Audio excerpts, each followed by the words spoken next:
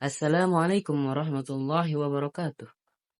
Alhamdulillah, pada kesempatan kali ini saya ingin mempresentasikan tentang dampak teknologi terhadap penerjemahan, khususnya dalam penerjemahan bahasa Arab ke bahasa Indonesia ataupun sebaliknya. Pada presentasi kali ini, saya tidak seorang diri, kan tetapi saya ingin mempresentasikan ini bersama kelompok saya, yaitu adalah kelompok 4, yang terdiri dari saya sendiri Muhammad Isyam Fansuri, yang kedua ada Isnaini Nur Khalifah Marhati, dan yang terakhir ada Fatin Nada Alifah. Teknologi telah mempengaruhi dunia penerjemahan dan studi penerjemahan. Artikel utama yang menjadi referensi berasal dari penelitian Yavies Gambier. Ia adalah seorang ahli dalam bidang linguistik dan juga dalam bidang penerjemahan. Dahulu, menerjemahkan itu sangat sulit. Orang harus membaca satu bahasa lalu menuliskannya lagi dalam bahasa lain secara manual yang bisa menggunakan kamus.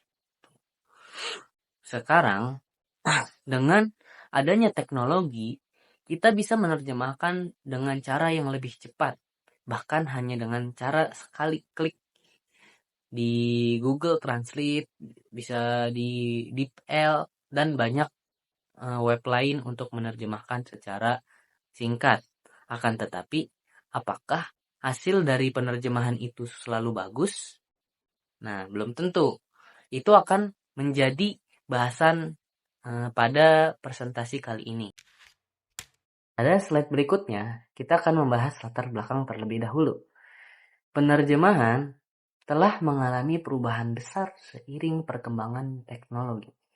Dahulu, penerjemahan dilakukan secara manual oleh seorang penerjemah profesional dan seringkali dianggap sebagai pekerjaan mekanis yang hanya menggantikan satu kata dengan kata lainnya.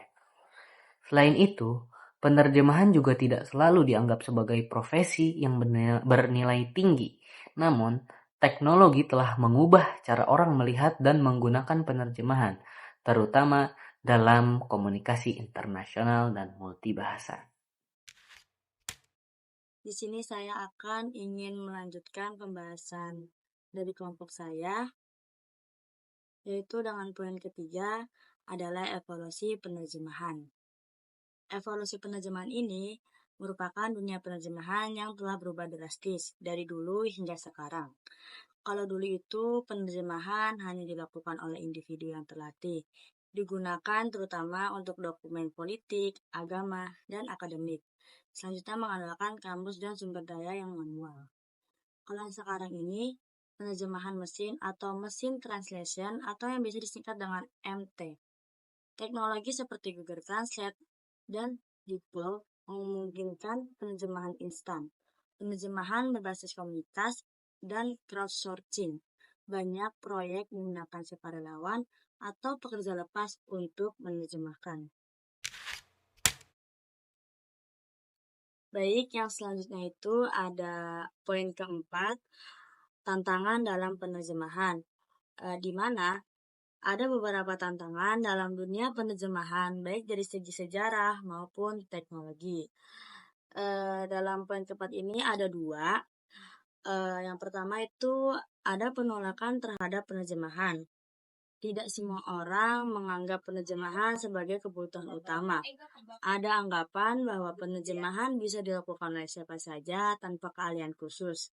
Penerjemahan belum sepenuhnya diakui sebagai bidang akademik yang mandiri.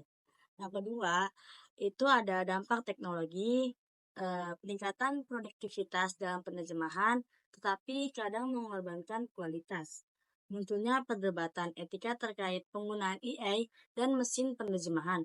Banyak klien memiliki solusi murah yang membuat penerjemah profesional kesulitan bersaing.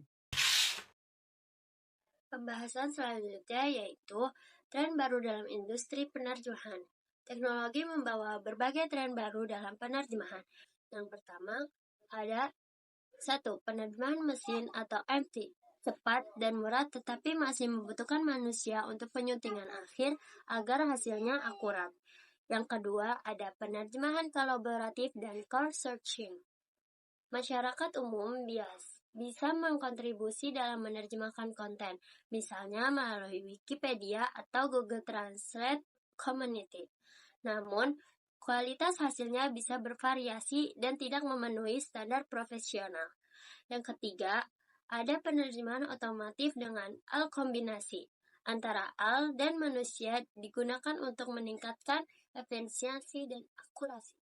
Perusahaan besar mulai mengintegrasikan teknologi ini dalam proses bisnis mereka. Slide selanjutnya yaitu pengaruh pasar dan profesi. Perubahan teknologi juga berdampak pada industri dan pasar penerjemahan. Pasar penerjemahan berubah. Ada permintaan tinggi untuk penerjemah instan dan otomatis. Banyak layanan penerjemahan berbasis cloud dan outsourcing. Dampak penerjemahan pada profesional. Yang pertama, ada peran penerjemah bergeser dari sekedar menerjemahkan ke mengedit hasil dari mesin penerjemahan. Yang kedua, penerjemah harus menguasai teknologi untuk tetap kompetitif. Yang ketiga, ada pekerjaan penerjemah lebih banyak berbasis kontrak, bukan lagi pekerjaan tetap. Pembahasan yang terakhir, kesimpulan dan tantangan masa depan. Kesimpulan utama dari diskusi ini adalah, pertama, teknologi membantu penerjemahan menjadi lebih cepat dan murah, tetapi masih memiliki keterbatasan dalam hal kualitas dan nuansa bahasa. Kedua, penerjemah manusia masih dibutuhkan untuk menyunting hasil penerjemahan mesin dan menangani teks yang membutuhkan pemahaman mendalam. Ketiga, bagaimana penerjemah bisa beradaptasi dengan teknologi yang terus berkembang.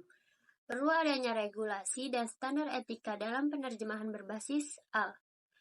Apakah profesi penerjemah akan tetap relevan atau akan digantikan sepenuhnya oleh teknologi?